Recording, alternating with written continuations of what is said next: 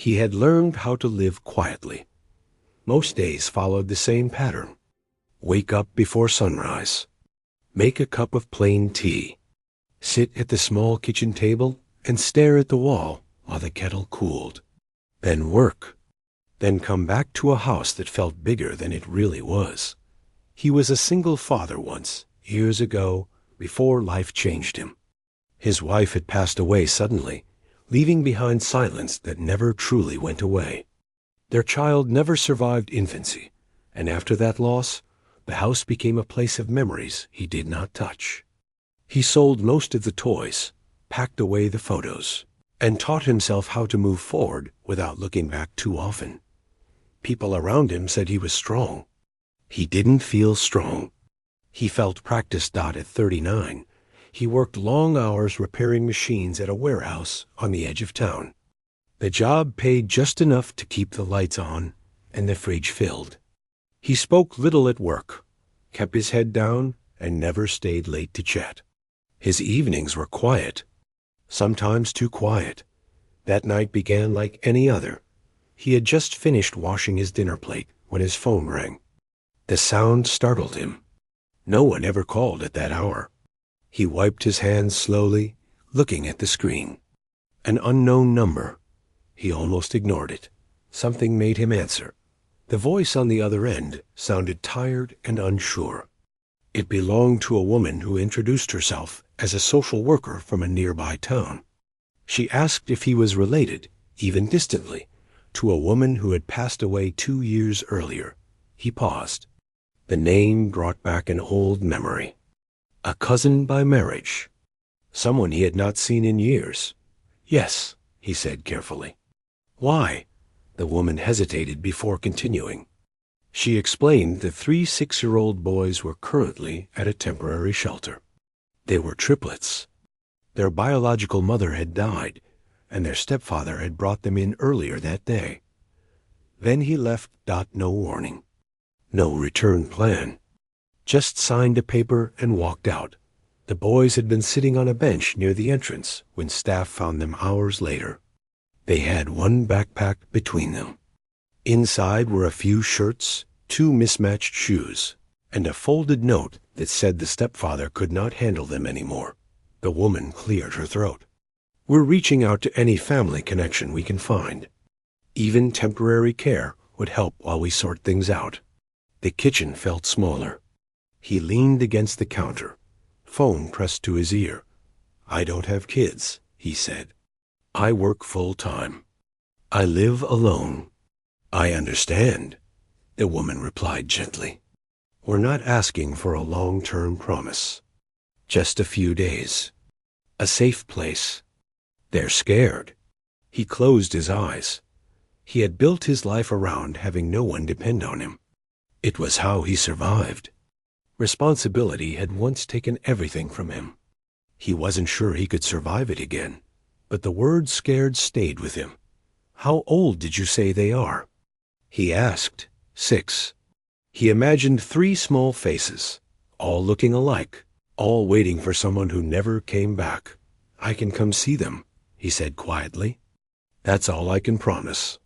The shelter was 40 minutes away. The drive felt longer. His hands tightened around the steering wheel the closer he got.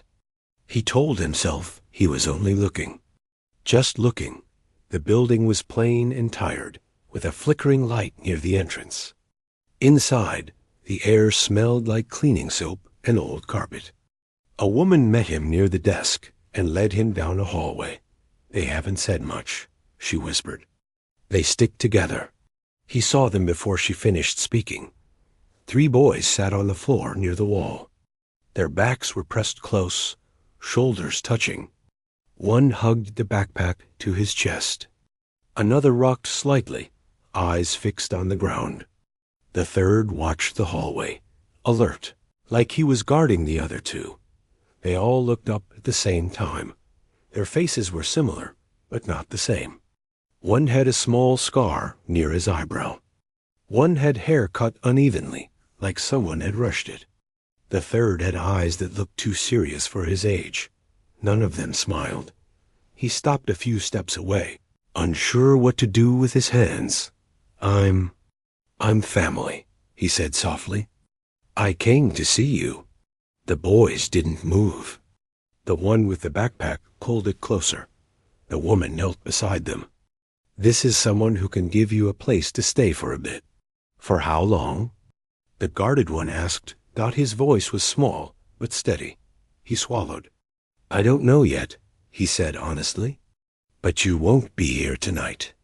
That was when the smallest one started crying. Quietly at first, then harder. The others wrapped their arms around him without a word. Something inside him cracked. Paperwork took longer than he expected. Forms, signatures, rules. Temporary care. Emergency placement. He barely listened. His eyes kept drifting to the boys sitting together in the corner, whispering to each other like they were afraid to be heard. When it was time to leave, one of them asked, Are you going to leave us too? The question landed heavy. No, he said. Not tonight. The drive home was silent. The boys sat in the back seat, buckled too tightly, hands linked across the middle. Street lights passed over their faces, lighting them up and then hiding them again. When they arrived, he hesitated before opening the door. The house was not ready for children. No toys, no extra beds. Just a couch, a table, and quiet. This is it, he said. The boys stepped inside slowly. One took off his shoes and lined them neatly by the door. Another stood close, scanning the room. The third stayed near the entrance, like he was waiting to be told to leave. He made sandwiches. Simple ones, peanut butter and bread. They ate silently at the table. One of them whispered thank you so quietly, he almost missed it. When it came time to sleep, he laid out blankets on the living room floor. The boys curled together without being told. The one with the backpack used it as a pillow. He turned off the light and stood there for a long moment, listening to their breathing. That night, he lay awake in his own bed, staring at the ceiling. He told himself this was temporary, but deep down, he already knew his quiet life had ended, and he had no idea that those 3 small boys, abandoned by the one person who was supposed to protect them, would slowly become the reason his heart learned how to live again. The morning came slowly. Sunlight slipped through the thin curtains and fell across the small living room where 3 little boys were still curled up on the blankets. The house smelled faintly of toast and coffee. He had made breakfast quietly, not wanting to startle them. The sandwiches from last night had disappeared quickly, eaten silently and carefully. Now they were moving around a little, stretching their arms and yawning, trying to understand this new place that would be home, at least for a little while. He watched them from the kitchen. One boy tried to balance on the edge of the couch, wobbling like he might fall. Another sat on the floor, flipping through the pages of a small picture book that had been left in the living room by a previous tenant. The third stood near the door, holding his backpack like a shield, as though it would protect him from the unfamiliar world around him. He knew he had to make this morning simple. No grand gestures, no promises. Just a day that felt normal enough to be safe. He called them to the table gently. Breakfast, he said, and they shuffled over quietly. They were not used to being asked to sit together. The triplets were used to either waiting for someone to feed them or sitting alone in silence. So the simple act of eating together at a table with someone caring for them was already strange. He made eggs and toast, something easy and warm, and handed them each a plate. They looked at it as though they didn't know if they could trust it. One of them, the boy with the uneven hair, finally took a bite. He chewed slowly, then glanced at the man across from him, as though testing him. The man smiled, just a small smile, and nodded. It's good, isn't it? The boy didn't answer at first, but then a tiny nod, almost invisible, and the corners of his mouth lifted just a little. Another boy, the smallest one, whispered, "Thank you," so softly that he had to lean in to hear it. The third boy stayed quiet, but his eyes were soft now, not guarded like they had been yesterday. After breakfast, he knew they needed structure, even if it was small. He gave them simple chores. One could set the table, another could water the few plants in the kitchen, and the third could put their shoes neatly by the door. They did it hesitantly, unsure if they were doing it right, but they did it. And when they completed each task, he praised them, not overly, but just enough for them to feel capable. By mid-morning, he realized the house was not ready for 3 young children. There were no toys, no books suitable for their age, no colorful blankets or stuffed animals. But he improvised. He found a few old board games in the closet, though some pieces were missing. He brought out a few empty boxes from under the bed and made a pretend fort with them. The boy's eyes lit up at the idea. For a moment, the house was filled with something it hadn't known in years: laughter. Tentative at first, almost scared, but then louder and freer. The smallest boy made a sound like a squeaky trumpet, pretending his hand was a horn. The middle one joined in, using a pencil as a drumstick on a box. The eldest, usually quiet and careful, started moving chairs to create a stage for them to play on. He watched them, heart heavy with a strange mixture of worry and relief. He could feel the tension in their small bodies, and he knew it would take time for them to trust this place. But seeing them play like this, even briefly, felt like a small miracle.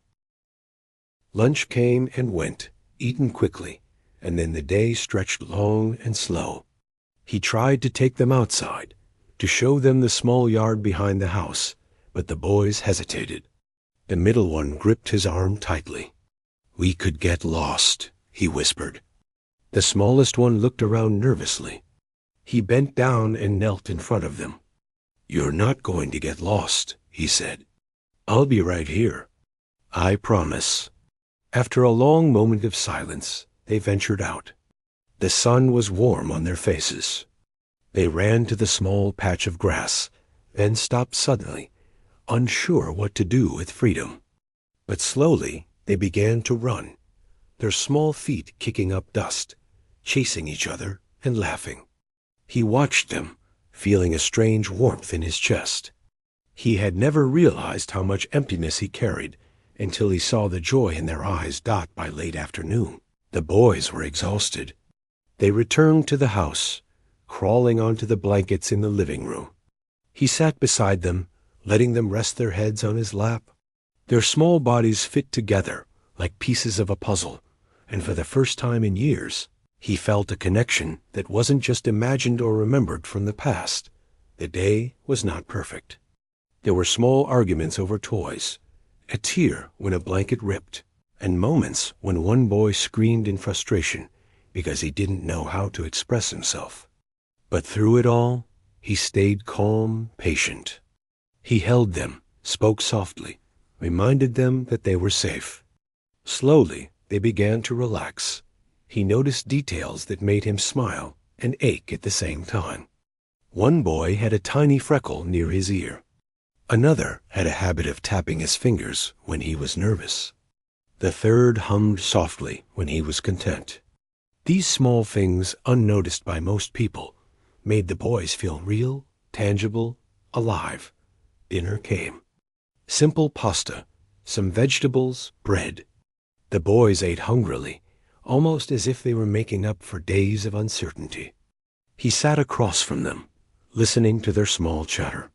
It was strange to hear them speak so casually after only one night.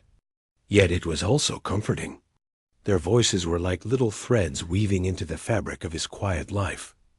After dinner, he suggested a bath. It was another challenge. 3 small children, all unsure of how to share space, all carrying traces of fear and habit from a life where they had to fend for themselves. He managed it slowly, gently, making sure each boy felt safe. The water was warm. The soap smelled faintly of lavender. He hummed a soft tune, something his wife used to sing, and they listened quietly, not asking questions, just letting the sound fill the room. When it was time for bed, he laid blankets out on the floor again. The boys climbed in, small bodies pressed together. The smallest one whispered, "Thank you for today." He smiled. "You don't need to thank me. You're safe here." But as he turned off the light and stepped back, he realized something important. Today had not just been a day for them. It had been a day for him, too. In taking care of them, even just for a few hours, he had begun to heal in ways he didn't understand. He sat quietly in the living room, listening to the soft breathing of the boys. Each exhale was a small miracle, a reminder that life, even after loss and loneliness, could still surprise you. He realized that he was not ready for what came next. 3 small boys would change everything. He would be tested, exhausted, challenged, and stretched beyond anything he had known. But he also knew that he could not go back to the way things were before. For the first time in years, the house did not feel empty outside. The sun dipped lower, casting long shadows across the walls. Inside, 3 little hearts beat slowly, learning to trust. And one grown man, who had thought he could handle nothing more than quiet, realized that this day, just a single day, was the beginning of something far larger than he could imagine. Got as he finally went to bed. Careful not to disturb them, he felt a strange anticipation. Tomorrow would be hard. Tomorrow would test him in ways he had not yet thought about. But he also felt something else. Hope. Not the kind that comes from chance or luck or waiting for something to fall into place. This was hope he built with his own hands, step by step, with 3 small boys who didn't know how much they were already teaching him. And somewhere deep inside, he knew this was only the beginning. The next morning arrived slowly, with a soft light that spilled into the living room and painted the blankets where the 3 boys still slept. He stirred awake before them, as usual, making tea and toast quietly. The house felt heavier today, though, like the weight of responsibility had grown overnight. Caring for 3 little boys was exhausting in ways he had not imagined.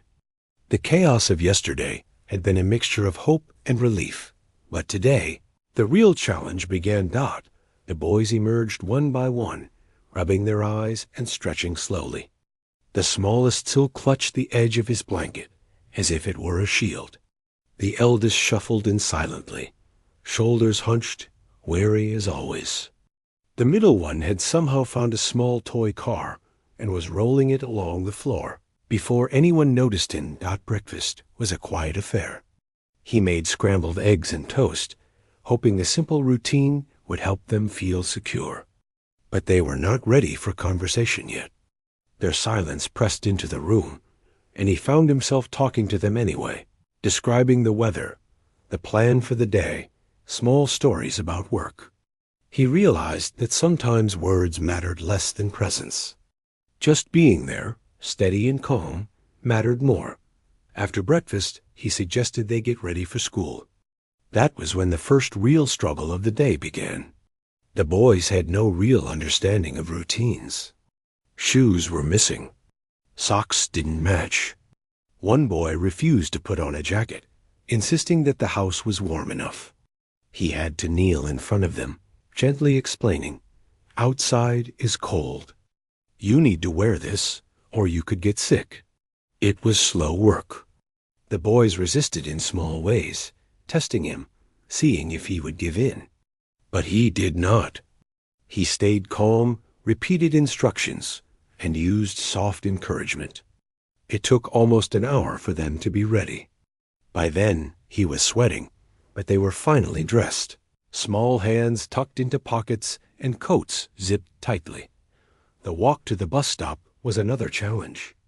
The boys held his hands in pairs. The middle one kept tugging back, nervous about the traffic. The smallest whispered, "I hope we don't get lost." The eldest scanned the street, alert and serious. He realized that for them, even a short walk was filled with fear. At the bus stop, he watched as other parents waved and called to children. The boys clung to him like he was the only safe place in the world. When the bus arrived, the smallest began to shake. He knelt down and whispered, "You're safe. I won't let anything happen to you." Slowly, the boys climbed the steps, hands still gripping his fingers, and found seats together. He waved until the bus disappeared around the corner. The quiet after they left was oppressive. He sat at the kitchen table, running a hand over his face. Work had been exhausting enough yesterday, and today he had barely begun. Bills, meals, chores, now add the emotional weight of 3 children who had never learned to trust anyone. He sighed. This was nothing like the quiet life he had grown used to. The day passed in a blur. He worked longer hours than usual, checking in with the shelter for updates. Every hour, he imagined the boys at school alone in their thoughts, trying to follow lessons while carrying the fear and abandonment that had marked their young lives. He worried constantly, even when he tried to focus on his job. When the school bus returned in the afternoon, the boys piled off in a chaotic rush. They were tired and dirty from the day, but something had shifted. The smallest spoke first, quietly, about a drawing he had made in class. The middle one described a game he had played at recess. The eldest stayed quiet, but smiled faintly when the other 2 laughed. Dinner was another challenge. The boys were hungry, but they also resisted routine. One dropped a fork, another spilled water. He cleaned, refilled plates, and tried not to get frustrated. Slowly, the meal turned into a rhythm, a back and forth of instruction and gentle correction. By the end, the plates were empty, and the boys were sitting closer to each other on the couch, tired and full. After dinner, he suggested a small activity. They had no toys of their own, so he pulled out some paper and pencils. At first, they were hesitant, unsure of how to interact with him or each other. Then the middle one drew a small house, shaky lines but recognizable. The smallest boy copied it, adding stick figures inside. The eldest, more careful, drew a tree with roots and branches. Detailed and precise dot, he watched silently, amazed at the small acts of creativity. These drawings were more than pictures. They were signs of growth, trust, and expression. For children who had been ignored, dismissed, or abandoned, this simple act of drawing was a way of saying, "We exist. We are here. We are alive." As night fell, he prepared for bedtime. Bathing 3 small children was no easier than before. One cried because he didn't want the water on his head. Another refused to wash his hands thoroughly. The eldest took it all in silently, methodical, and careful. He was patient, calm, and gentle, reminding them that this was part of life, part of learning, part of being cared for. Finally, the boys were in bed. The blankets were folded just right. The lights were off. The house was quiet except for the soft sound of their breathing. He sat on the edge of the couch, exhausted, and thought about the day. He realized something crucial. This was not just about providing food and shelter. These boys carried fear, trauma, and uncertainty. Every small act of patience, every gentle word, every calm instruction mattered more than he could have imagined. He was shaping their world, giving them stability in a life that had never offered it before. And in the process, he was being shaped too. His patience grew. His heart expanded in ways he hadn't expected. The quiet life he had once clung to was gone, replaced by responsibility, challenge, and unexpectedly, joy. He thought about the boys individually. The smallest was sensitive, easily frightened, but full of curiosity and wonder. The middle one was cautious, but brave in small, careful ways. The eldest was protective, serious beyond his years, carrying the weight of the other's fears as if he were already an adult in a child's body. He realized that each of them brought something to his life he hadn't known was missing. The quiet house had made him lonely. Now, With 3 small lives depending on him, he felt a purpose he had not known in years. Night deepened, and he finally lay down on his own bed, still listening for any sound. But the house was still. He closed his eyes and let himself reflect. He thought of all the things that could go wrong, all the challenges that awaited, and all the nights he would lie awake worrying. But he also thought of the laughter, the small hands gripping his fingers, the shy smiles, the first whispered thank you. He thought of the drawings, the games, the way they had trusted him enough to fall asleep under his roof dot. It struck him that life could be unpredictable, and sometimes the most exhausting paths were also the most rewarding. He had taken them in, unsure if he could handle it. But already, in just a day, they had begun to change him. They had begun to teach him about trust, patience, and love. Tomorrow would bring more challenges. There would be tears, resistance, confusion, and mistakes. But there would also be small victories, tiny moments that would feel like miracles. And he knew, deep in his heart, that he would not turn back. These 3 little boys, abandoned and fragile, were already becoming the center of his life. And even though he was tired, overwhelmed, and unsure, he felt something he had not felt in a long time: hope. For the first time in years, he realized that being needed could be beautiful, and being loved, even in small, quiet ways, could be enough to keep him going. As he drifted into sleep, he promised himself that he would do everything he could to protect them, guide them, and help them grow. He did not yet know the full extent of the work ahead, but he knew this. They had changed him, and he would not let them go. The house was quiet now, but it was alive in a way it had never been.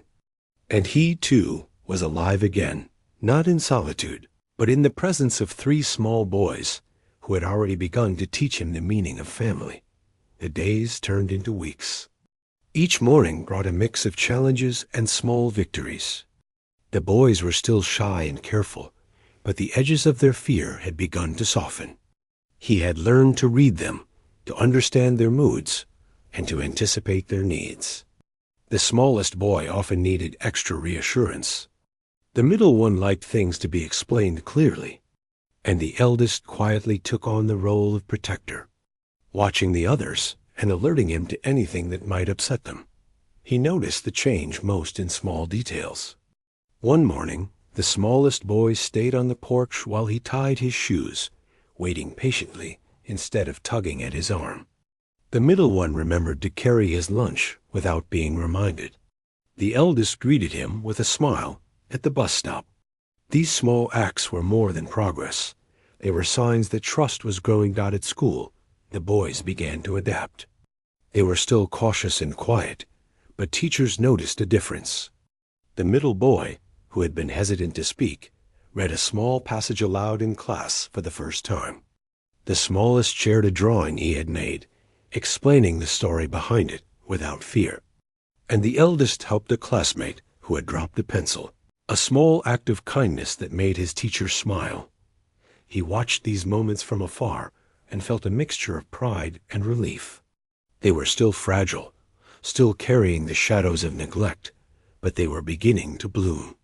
He knew that stability mattered more than anything else right now. Meals on time, bedtime routines, and gentle guidance were as important as anything else. Home life became a rhythm. Breakfast together, school, chores, homework, meals, bedtime. It was not perfect. There were arguments over toys, spilled drinks, and occasional tears. But there were also moments of laughter, shared jokes, and quiet companionship. He learned to celebrate small victories, like the first time the smallest boy tied his shoes by himself, or when the middle boy carried a tray to the table without spilling anything. One afternoon, he took them to the small park near the house. At first, the boys clung to him, nervous of strangers and unfamiliar spaces. But slowly, they began to explore. The middle boy ran after a butterfly, squealing with delight. The smallest boy climbed a small slide, then sat at the top, beaming with pride. The eldest pushed a swing gently, helping the others find their balance. Watching them, he realized how much they had been starved for simple joys. Things most children took for granted, play, laughter, safety, were treasures to these boys. And in giving them these small experiences, he felt a quiet happiness he had not known in years. The house, too, began to change.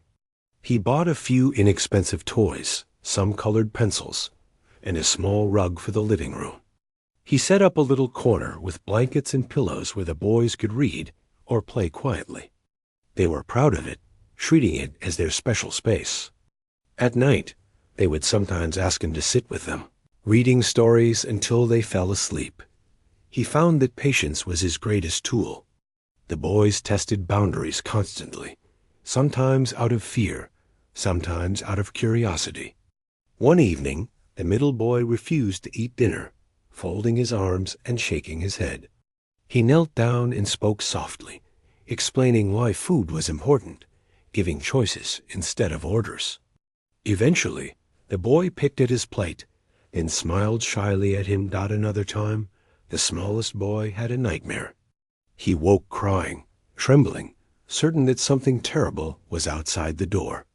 He held him close, whispered comforting words, and stayed until the boy calmed down.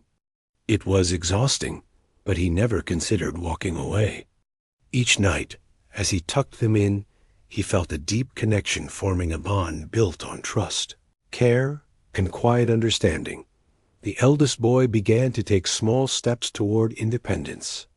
He helped set the table, reminded the others of bedtime, and even tried to comfort the smallest when he was upset.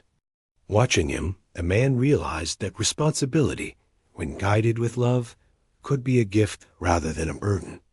The boys were learning, and he was learning too, how to be patient, how to listen, how to love without reservation. One weekend, he decided to take them on a small adventure outside the town. He packed a picnic and drove to a nearby river. The boys were hesitant at first, clinging to him as they stepped out of the car. But soon they were skipping stones, splashing in the shallow water, and laughing with abandon. The eldest boy helped the middle one balance on a small log, while the smallest tried to catch butterflies along the bank. That night, on the drive home, they were quiet, exhausted, but happy. He glanced in the rearview mirror, catching them asleep with their heads leaning on each other. A sense of peace settled over him. For the first time, he realized that he had not just been caring for them, they had been teaching him. He was learning to see the world through their eyes, to notice small wonders, to appreciate patience, and to value love in its simplest forms. At home, bedtime was calmer than before. The boys no longer feared him. They trusted him. The smallest would reach for his hand before sleep. The middle one would tell a story he had imagined. The eldest would whisper a joke to make them all laugh quietly. And he would sit back, listening, feeling the weight of exhaustion melt into contentment. As the weeks passed, he noticed subtle changes in himself too. He was more patient at work, less irritable with strangers, more attentive to small details. Caring for the boys had stretched him in ways he had not anticipated. And yet, the reward was profound. Their smiles, their trust, and their laughter were worth every sleepless night and every moment of doubt. One evening, after dinner, he found a small pile of drawings on the table. The boys had drawn their family, their home, and themselves together. The smallest boy had drawn him with a big smile and a speech bubble that said, "Best dad ever." The middle one had drawn a picture of their house, with the sun shining above. The eldest had drawn the three of them holding hands, smiling, with small hearts above their heads. He stared at the drawings, feeling tears prick his eyes. He had not expected such gestures. They were children, yes, but they were also little souls learning to trust, to feel safe, and to love again. And in the process, he had learned that family was not only given, it was built, day by day, through care, patience, and love. School days became smoother. The boys began to participate more, sharing stories, answering questions, and even helping classmates. He could see their confidence growing, not all at once, but in small steps. The smallest boy would hold up his hand to answer a question. The middle boy would share a drawing with a friend. The eldest would volunteer to help carry books at home. The boys began to show more independence as well. The smallest could dress himself more quickly. The middle one learned to wash his own dishes after meals. The eldest helped organize their little play corner and even reminded the others to tidy up. Each small act was a victory. He noticed that his heart had softened in ways he did not expect. He laughed more, smiled more, and even enjoyed the quiet moments when the boys were playing or reading. The house was alive with small sounds, footsteps, laughter, whispered conversations that made him feel a part of something bigger. One afternoon, while folding laundry, the smallest boy tugged at his sleeve. "Look," he said, holding up a small handmade bracelet. "I made this for you." The middle boy chimed in, showing a drawing he had colored carefully. The eldest handed him a small rock painted with bright colors. He felt a lump in his throat. These simple gestures carried more weight than he could explain. They were giving back love he had freely offered, showing him that his care mattered. Evenings became their favorite time. After dinner, they would sit together, sometimes reading, sometimes playing small games, sometimes just talking. The boys began to share their thoughts, their dreams, and their small fears. He listened, guided gently, and offered reassurance. He realized that miracles were not always grand. Sometimes they were small three little boys learning to trust, learning to feel safe, and teaching him how to open his heart again. The house, once silent and empty, now resonated with life, hope, and love at night. As he tucked them in, the smallest whispered, "I like living here." The middle one added, "Me too." The eldest nodded. Looking up at him, "I feel safe." He smiled, feeling a warmth that filled every corner of his chest. "You are safe," he said softly. "Always." He left the room quietly, listening to their slow, even breathing. The house was still, but it was no longer empty. The walls held laughter, trust, and the beginnings of a bond that would carry them all through the hardest days.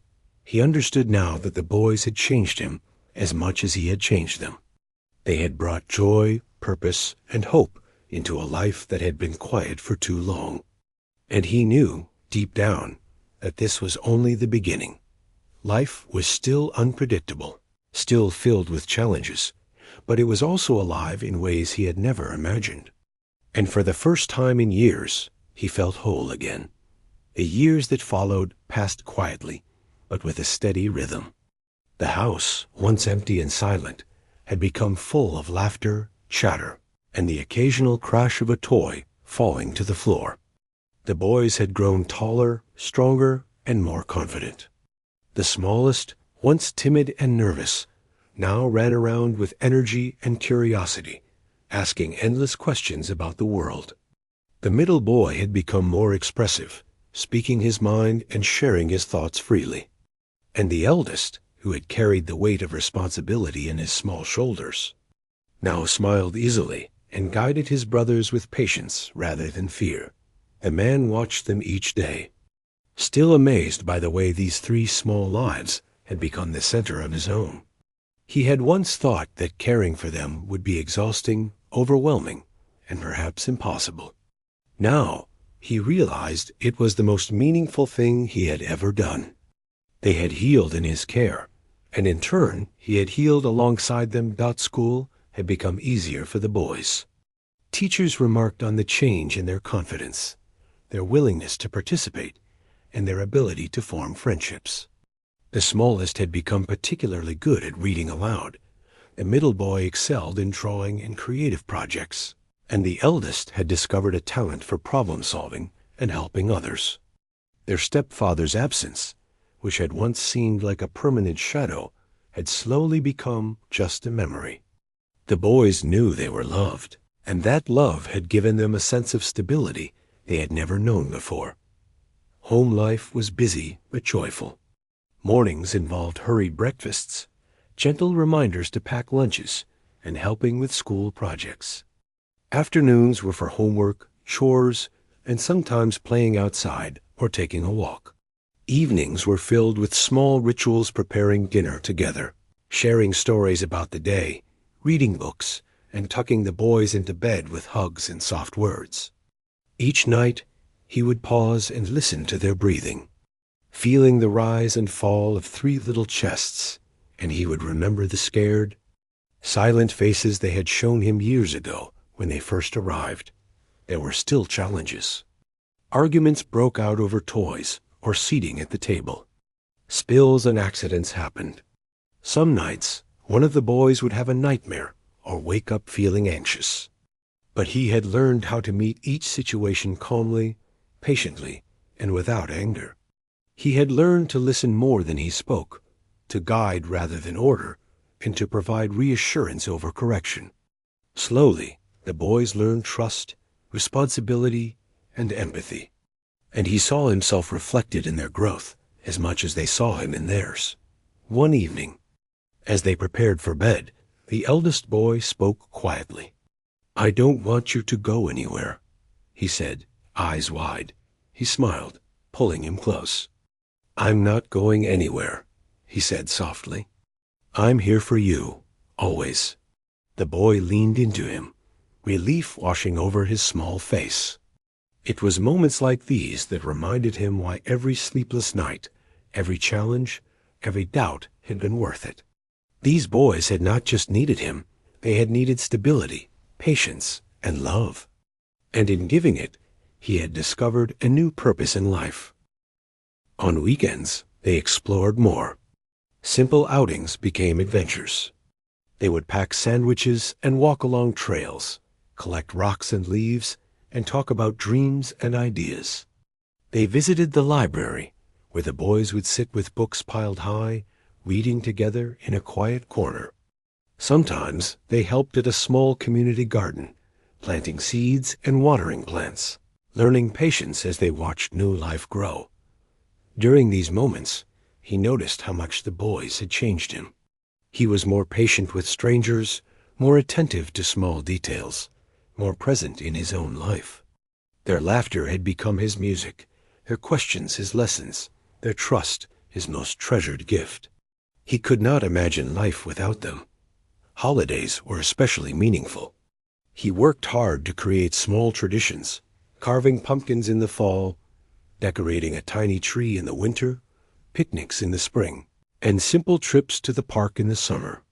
Each holiday was filled with laughter, joy, and the comfort of knowing that these boys, once abandoned and frightened, were now happy and safe. One winter night, the 3 boys built a small snow fort outside. The smallest boy threw snowballs clumsily, laughing so hard that he slipped into the snow. The middle boy carefully packed snow into a small mound, creating walls for the fort. The eldest boy stood guard, throwing snowballs gently back at his brothers. He watched from the porch, feeling warmth in his chest despite the cold. The scene reminded him of the first day they had arrived, the scared, quiet faces, and he could hardly believe how far they had come. Even in quiet moments, the boys brought him joy. The smallest would curl up beside him with a book. The middle boy would share his drawings, and the eldest would ask questions about life, the world, and everything in between. They had taught him to see beauty in small things, to appreciate patience, and to value every moment of connection. The legal process to make their care permanent had been long, but it was finally complete. He was their official guardian, their father in every sense that mattered. The court had recognized what he had known all along, that he was their protector, their guide, and the person they trusted most. When he told them, they hugged him tightly, the smallest one whispering, "You're really ours now?" "Yes," he said, tears in his eyes. "I'm yours, always." From that day on, he felt a sense of peace he had never known. The boys had become his daily miracle, not because they performed grand acts or achieved incredible feats, but because they had transformed his life through their trust, love, and presence. Every day, they reminded him of what mattered: connection, patience, kindness, and family. As the years passed, the boys thrived. They learned, played, laughed, and sometimes argued like any children would. Their personalities were clear, the smallest full of curiosity and wonder, the middle thoughtful and creative, and the eldest strong, protective, and wise beyond his years. And he watched them grow with pride, joy, and sometimes disbelief at how much light they had brought into his once quiet world. Even in ordinary moments, miracles happened. A shared meal, a hug, a whispered thank you, a drawing left on the table, all of these were small daily wonders. He had learned to recognize them, to cherish them, and to understand that these small acts were as significant as any grand event. The boys had taught him that love could be ordinary, gentle, and quiet, yet still transform a life completely. One evening, as they gathered around the table for dinner, he looked at the three of them. They were laughing, sharing stories about their day, teasing each other in the way siblings do.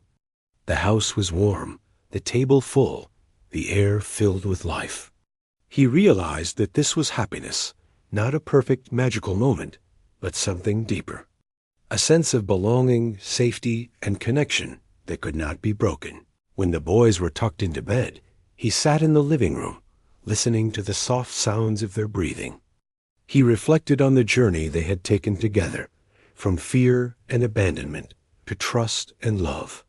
He thought of the first day they had arrived, the small, frightened faces looking to him for safety. And now, years later, he understood how much they had changed him. They had filled a void he had not realized existed. He knew that life would still have challenges. There would be disagreements, mistakes, and days that tested patience. But he also knew that he had the strength, the love, and the connection to face them. The boys had given him purpose, and he had given them stability and care. Together, they had created a family that could endure anything. The man smiled softly, standing to look at the photos on the wall, small moments captured over the years. The boys' first school plays, birthdays, trips to the park, drawings, and projects. Each image was a testament to growth, trust, and love. Each one reminded him that miracles were not always sudden or dramatic. Sometimes they were found in everyday life, in the ordinary moments that built a lifetime of happiness. He whispered quietly to the empty room, "Thank you, boys, for choosing me as your dad, even if you didn't know it yet." And though the room was quiet, he knew they were listening in their hearts. The boys had been abandoned once, left to wonder if anyone would care. Now they were safe, loved, and cherished. And he, too, had been saved not from danger, but from a life that had been too quiet, too lonely, and too empty. Every day was a miracle. Every hug, every smile, every small act of trust reminded him that family was built in love, patience, and the courage to open one's heart. He had never expected to find joy like this. And yet, in the ordinary rhythm of meals, school, chores, and bedtime stories, he had discovered the greatest miracle of all. 3 small boys, once abandoned and frightened, had become the center of his world, filling it with purpose, love, and hope. And in return, he had become their protector, guide, and daily miracle as well. Life had taught him that miracles are not always sudden or dramatic. Sometimes they arrive in quiet ways, through trust, patience, and love. And in the presence of these 3 little boys, he had found that everyday miracles were the most extraordinary of all.